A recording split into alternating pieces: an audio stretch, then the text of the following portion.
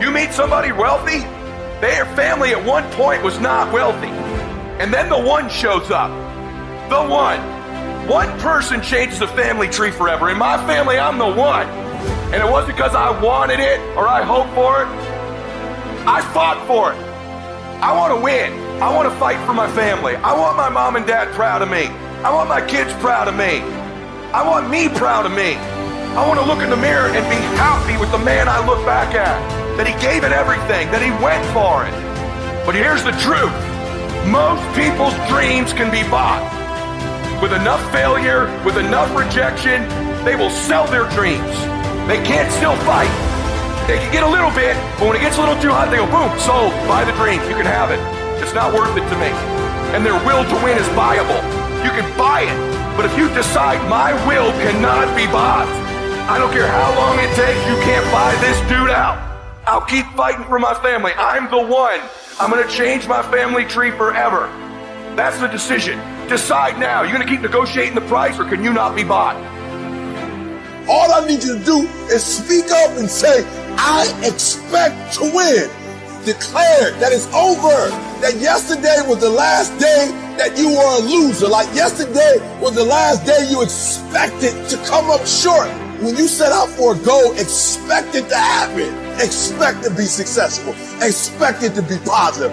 If you can expect it, if you can wake up feeling like a winner, if you can wake up talking like a winner, if you can expect that everything you do will come out winning, I guarantee you, you never ever have to come up short again. It might be year 2, 3, 4 before you get your big win, but you could decide now, I'm gonna walk, talk, and be a different person. You decide that. You're the lead character in the story of your life. Everything has to do with you intending to win. Too many of you are playing with your business. If you make that shift, I'm going to win. We're going to play to win now. We're not playing to play. We're not playing to see how we do. We're not playing for fun. Once you start getting some winning, you start changing. You talk different. You walk different. All of a sudden, this isn't the same damn human being. You can change you. You'd be surprised what a little winning would do. You'd be surprised how good you'd be if you just decide to win. Be number one in your office, number one in your region. And when you start stacking them up, your life can change. It was very hard. Here's what I want to say to you. For those of you that have experienced some hardships, don't give up on your dream. It's very important as you hold on to that dream. There are moments when you're going to doubt yourself. There are rough times that are going to come, but they have not come to stay. They have come to pass. It's very important for you to know that. Don't say I'm having a bad day. Say I'm having a character building day. I was born in Liberty City on a floor on 62nd Street, a twin brother and me. When we were 6 weeks of age, we were adopted. When I was in 5th grade, I was identified as EMR, labeled educable mentally retarded, and put back from the 5th grade into the 4th grade and stayed in that category until I got out of high school. I have no college training, but here's what happened. I had an intervention in my life. A man who saw something in me at a time that I did not see something in myself. I never forget being in his class one day waiting on a friend of mine who was there to rehearse for a play.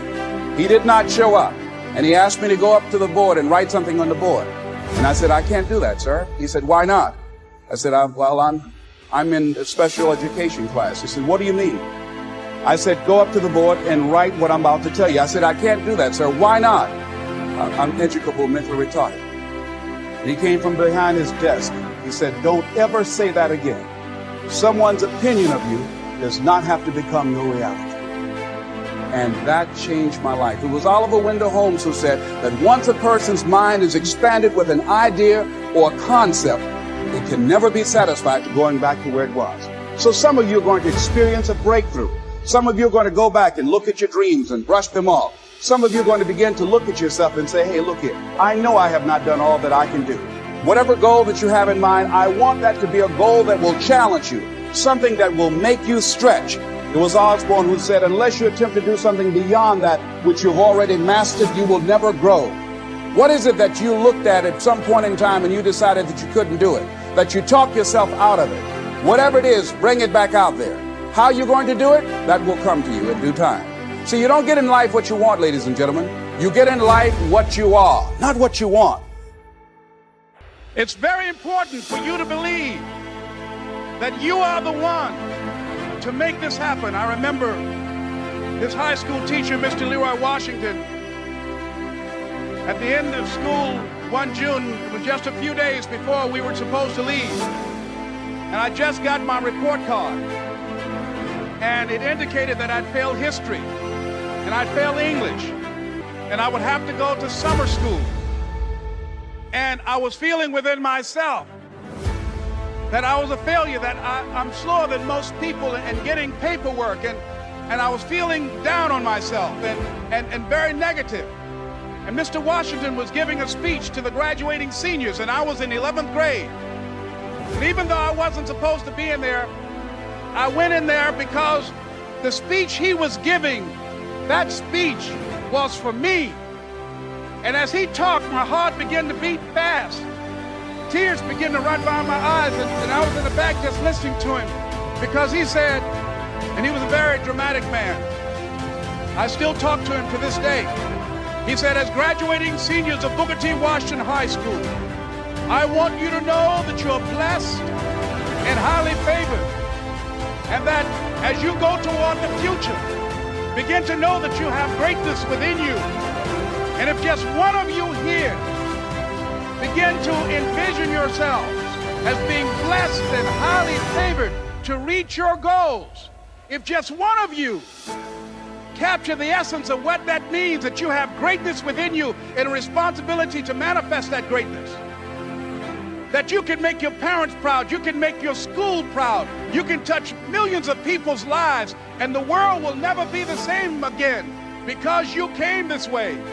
And the students gave him a rousing standing ovation. And as he left the auditorium, I ran down the steps and I caught him in the parking lot. I said, Mr. Washington? He said, yes. I said, do you remember me, sir?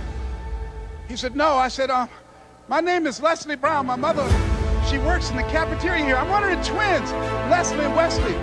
I said, Mr. Washington, but you know, I got these big dreams. I like talking to people. I love people. I said, I want to work with people, and I got this dream of buying my mama a home. Could I do that, Mr. Washington? He said, it's possible, Mr. Brown. And as he walked away, I called him again. I said, Mr. Washington? He said, what do you want now? I said, I'm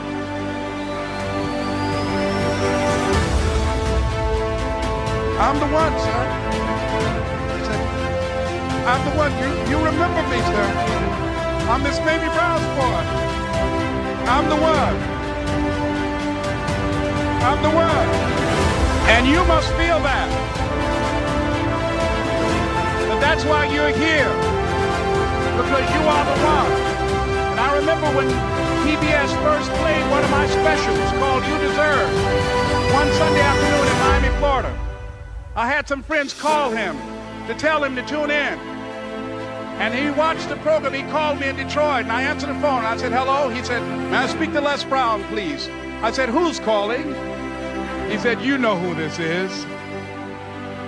I said, oh, Mr. Washington, it's you. He said, you were the one, weren't you? I said, yes, sir. He said, and you were so crazy. I said, I know, but I'm rich now.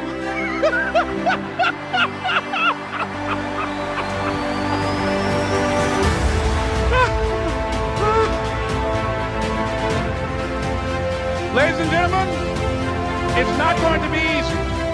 It was hard laying on the floor of the Penobscot building, looking out of the window, daydreaming, saying, Les, can you do this? Can you make this happen? I used to listen to tapes day in and day out about See You at the Top, my great friend Zig, and Dennis Waitley, and different other motivational speakers, and Dr. Norman Vincent Peale.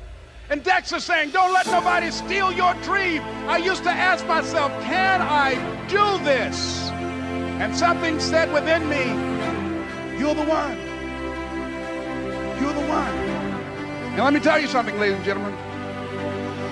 While you're here, and before you go back home to your respective cities and communities, write down at least 5 reasons on why you deserve your dream, on why you won't give up, What's going to make you unstoppable?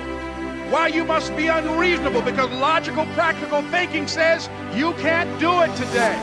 But if you want to produce unreasonable results in your life, like living your dream and taking charge of your destiny, you've got to be an unreasonable person. You've got to be an uncommon person.